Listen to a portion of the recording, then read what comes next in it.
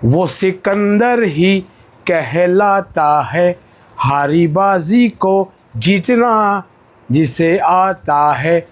यहाँ के हम सिकंदर चाहे तो रख ले सबको अपनी जेब के अंदर, अरे हमसे पंगा मत लेना मेरे यार। नमस्कार, स्वागत है आपका हमारे इस YouTube चैनल पर। मैं मुनमुन श्रीवास्तव आपका हार्दिक अभिनंदन करता हूँ। देखिए, बुला लिया आप सबने मुझे, और कल जो एक कमेंट जिन भी सज्जन ने किया था, उन्होंने कहा सर आपने 53% वालों की बात तो की, लेकिन 47% वालों को आप भूल गए। भूला मैं किसी को नहीं, बस ये एक छोटा सा ब्रेक हमने CBSE के स्टूडेंट से लिया था, और आपको मैंने वादा भी किया था कि CBSE के स्टूडेंट्स आपको छोड़ेंगे नहीं। क्यों? क्योंकि अगर हम छोड़ेंगे तो आपको जो आपके छुट भैया कोचिंग वाले हैं वो लगातार आपको बरगलाने में कोई कसर नहीं छोड़ेंगे। और आपने पिछले दिनों देखा भी, जब CBSE के रिज़ल्ट आए थे और कंपार्टमेंट के रिज़ल्ट से पहले जो है जिस तरीके से जो है वो उन्होंने व्यक्तिगत रूप से मुझ पे आक्षेप किया, उसको जो है वो सीधा सबक आप लोगों ने सिखाया और रिज़ल्ट समय पर आया। और अब वो लोग तमाम जो है वो अब आपको बैच बेचकर जो है उलझा रहे हैं कि आप ले लो, ये ले लो, ये ले लो, ये ले लो और आपकी RT क्लियर हो जाएगी। ऐसे आपकी RT क्लियर नहीं होगी। आपने कई सारे सवाल भी भेजे थे, आज उन सारे सवालों के जो है वो जवाब दूंगा, क्योंकि वो सारे सवालों को जवाब मैं लेकर आया हूँ। सबसे पहला सवाल जब रिज़ल्ट आते ही उठा, और इसको जिन भी लोगों ने उठाया ये वो जाने। सबसे पहला सवाल ये था कि सबके सेम मार्क्स आए हुए हैं सर, पहले भी इतने थे अभी भी इतने आए हैं, तो क्या कॉपियाँ चेक नहीं हुई? ऐसा कैसे कह सकते हैं आप? ये वही लोग सवाल उठा रहे थे जब पिछले दिनों उनको हमने अपडेट दी कि OSM नहीं, मैनुअली कॉपियाँ जो है वो CBSE की चेक होंगी कंपार्टमेंट के एग्ज़ाम में। और जिस दिन प्रक्रिया शुरू हुई उसके एक दिन पहले भी मैंने आपको बता दिया था। तो आप ये बात अपने दिमाग से निकाल दीजिए कि कॉपियाँ चेक नहीं हुई हैं।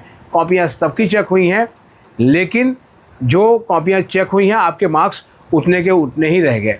इसको मैं एक एग्ज़ाम्पल से समझाता हूँ, जो मैंने एक टीचर से जो है वो समझा, जो कि CBSE के काफ़ी वरिष्ठ टीचर माने जाते हैं।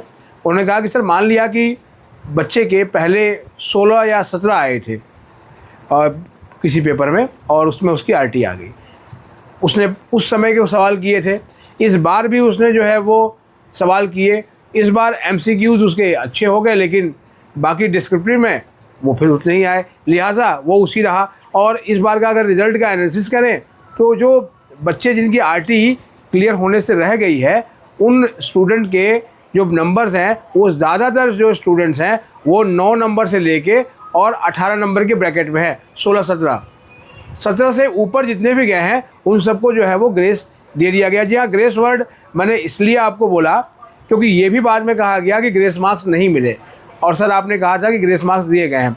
ग्रेस मार्क्स की कोई अनाउंसमेंट नहीं होती है। अगर आप बॉर्डर लाइन पर अटकते हैं तो आपकी नैया जो है वो पार लगाने की कोशिश करता है कोई भी बोर्ड, कि जिससे कि आपका साल ख़राब ना हो। और ये मैंने कई टीचरों से बात करने के बाद जो है वो आपको बता रहा हूँ कि जो भी बच्चे जो है वो 3 से लेकर 5 नंबर तक जो है वो रह रहा था उनको जो है वो पासिंग मार्क्स का ग्रेस देकर उनकी जो है वो नैया टीचरों ने पार लगा दी। और अगर ये OSM से होता तो इन टीचर्स के लिए जो है वो पॉसिबल नहीं था कि वो ऐसा करते, क्योंकि पेन और कागज़ लेकर जो है जब चीज़ें चेक होती हैं तो दिमाग में बहुत सारी चीज़ें आ रही होती हैं, और स्क्रीन पर जब आप देखते हैं तो बहुत सारी चीज़ें होती हैं। इसीलिए ऑनलाइन माध्यम से जब आप पढ़ते हैं किसी कोचिंग संस्थान से, और एक फ़िज़िकल फॉर्म में आप पढ़ रहे होते हैं, दोनों में ज़मीन आसमान का अंतर होता है। मैं रोज़ाना लगभग 20 या 30 नए बच्चों से मिलता हूँ दिल्ली विश्वविद्यालय में, जो कि 12वीं पास करके ही आए होते हैं। UG कोर्स में उनका एडमिशन होता है। आप में से भी बहुत से बच्चे अभी ड्यू पहुँचेंगे, क्योंकि कंपार्टमेंट के लिए भी ड्यू ने अलाउ कर दिया है। और जब मैंने अपनी वीडियो में किया तो आप में से जो है वो बहुत से लोगों ने मिड एंट्री में ड्यू में रजिस्ट्रेशन करा दिया, और अब उसका सेकेंड फेज़ उनको भरना है रिज़ल्ट आने के बाद, जिनका रिज़ल्ट आ गया है। लेकिन आज जिनका रिज़ल्ट आया है उनके लिए बात नहीं करेंगे, जिनका रिज़ल्ट रह गया है उनके लिए बात करेंगे, क्योंकि वो उनके लिए कोचिंग संस्थान उनके लिए सॉफ्ट टारगेट हैं, और वो इन दिनों यही करने की कोशिश करने में जुटे हुए हैं। लिहाजा हम चाहते थे कि 1-2 दिन बाद CBSE के बच्चों के साथ वीडियो शुरू करें, लेकिन आज ही हमने इसलिए किया क्योंकि आप सब लोगों के सवाल थे, सर आप भूल गए, हमारे को भूले नहीं हैं। अब बात करते हैं कि मान लिया कि आपके पिछले एग्ज़ाम में जो फाइनल रिज़ल्ट आया था आपके 17 नंबर आए और 17 के 17 यहाँ भी आ गए हैं, तो आपको लगता है कि आपकी कॉपी चेक नहीं हुई। लेकिन क्या आप दावे से कह सकते हैं अगर कॉपी चेक नहीं हुई है, आपको ऐसा लगता है, तो अभी CBSE जो है रिवैल्यूएशन का प्रोसेस शुरू करेगी, उसका अनाउंसमेंट करेगी, जैसा कि पीछे जो है वो एग्ज़ाम फाइनल एग्ज़ाम में के बाद हुआ था। और जब वो पूरी मॉडलिटीज़ लेकर आएगी तो आप अप्लाई करिएगा, अपनी कॉपी मंगाकर आप देखिएगा कि जो है वो आपने जो क्वेश्चंस किए थे उसमें क्लियरली मार्क्स लगे हैं कि नहीं लगे हैं। और दूध का दूध जो है पानी का पानी हो जाएगा। किसी एक संस्था विशेष पर जो है वो आरोप लगा देना ही जो है वो एकमात्र हल नहीं है। मैं ये मानता हूँ अभी भी NTA का जो नेट का एग्ज़ाम का जो है अभी 3 पेपर्स दोबारा होने का जो रिशेड्यूल आया है उस पर NTA को लेकर सवाल उठ रहे हैं। CBSE पे भी लगातार सवाल उठे।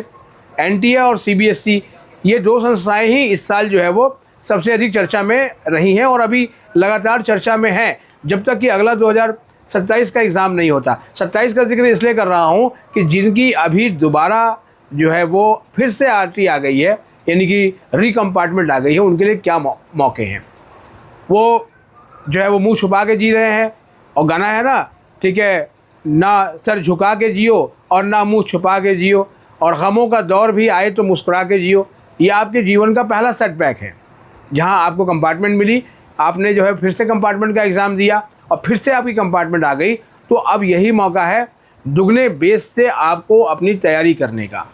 और ये तैयारी बहुत सारे स्कूल जो है वो इन स्टूडेंट को अपने यहाँ दोबारा भी एडमिशन दे रहे हैं, लेकिन ज़्यादातर स्टूडेंट्स को एक्सपर्ट ने सलाह दी है कि उनका अगर एक ही पेपर है तो वो बतौर जो है वो प्राइवेट कैंडिडेट उस पेपर को दें, तो उनके लिए ज़्यादा जो है बेहतर हो सकता है और अच्छे से तैयारी करें, क्योंकि अब एक ही पेपर निकालना रह गया है।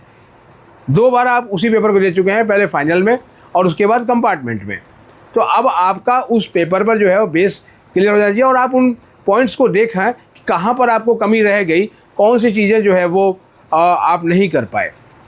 सोशल मीडिया में स्कैम और ये वर्ड्स बहुत चलता है, बट इनसे थोड़ा बचा जाना चाहिए, इसीलिए मैं इन वर्ड्स को नहीं कहूँगा। लेकिन हाँ, मैं इस बात से भी इनकार नहीं करूँगा कि हाँ कुछ दिक्कतें हो सकती हैं, तो अपनी शिकायत जो है वो लीजिए। जब ये आया था उसके प्रेस रिलीज में सबसे लास्ट में जाके देखिए, CBSE ने बाकायदा एक अपनी ID दी हुई है और आपके जो भी कंसर्न हैं उस ID पर लिख कर भेज दीजिए, और चाहे तो आप उसका स्क्रीनशॉट मेरी मेल ID पर भी भेज सकते हैं, मुझे व्हाट्सअप भी कर सकते हैं। आजकल तो बच्चे सीधा मेरा नंबर जो है वो गूगल से ले लेते हैं, वो कहते हैं सर आपका नाम टाइप करते हैं और नंबर आ जाता है। मैंने भी करके देखा, वाकई में नंबर आ गया।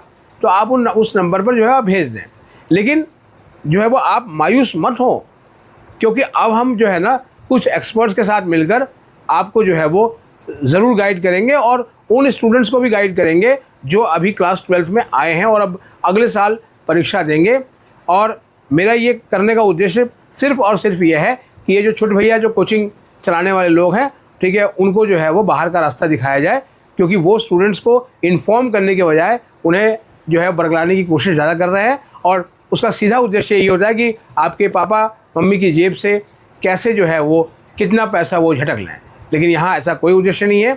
ये चैनल विशुद्ध रूप से दिल्ली विश्वविद्यालय को कवर करता है, बार बार आपको मैंने बताया था, और स्कूल को उतना नहीं करता है, लेकिन हमारी कोशिश होगी कि स्कूल के सेगमेंट को भी लेके आएँ। अभी जिनकी भी जो है RTI आई हुई है दोबारा से, वो इंतज़ार करें CBSE की अगली अनाउंसमेंट का, जो कि उम्मीद करते हैं कि इस हफ्ते के आखिर तक आ सकती है, कि आगे जो है वो पोस्ट रिज़ल्ट चीज़ें क्या होने वाली हैं, और उसके हिसाब से आप एक्शन लीजिएगा। और आपके जो सवाल हैं वो कमेंट बॉक्स में लिख दीजिए। और ये वीडियो अगर आपको अच्छी लगी हो तो लाइक करके हाइप देना ना भूलें। मिलते हैं एक और एपिसोड के साथ, तब तक के लिए नमस्कार। Wish you all the very best.